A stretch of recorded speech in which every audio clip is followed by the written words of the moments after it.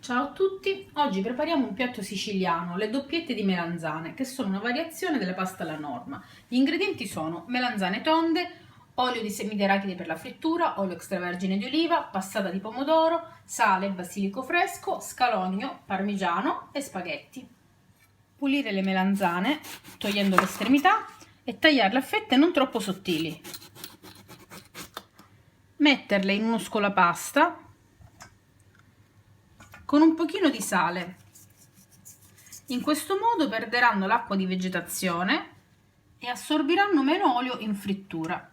Lasciatele così con un peso sopra per almeno 30 minuti.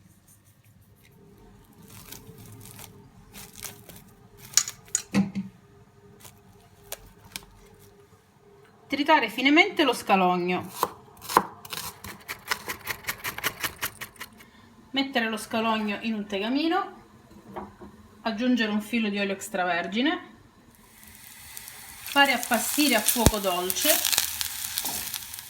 unire la passata di pomodoro, aggiungere il basilico fresco, salare e cuocere per almeno 15 minuti. Ora friggiamo le melanzane, portare l'olio a temperatura. Le melanzane hanno perso il loro liquido. Tamponatele con un po' di carta assorbente in modo che siano ben asciutte per la frittura. Friggerle finché non saranno uniformemente ben dorate.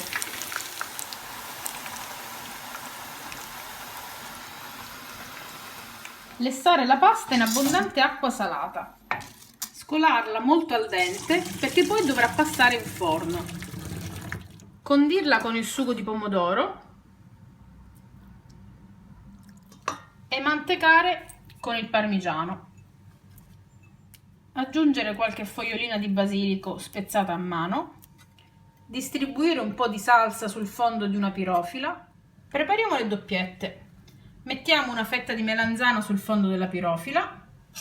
Facciamo un nido di spaghetti. Potete aiutarvi utilizzando un mestolo.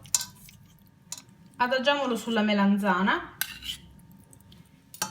e copriamolo con un'altra fetta di melanzana pressando leggermente. Distribuire il pomodoro rimasto sulla superficie delle doppiette.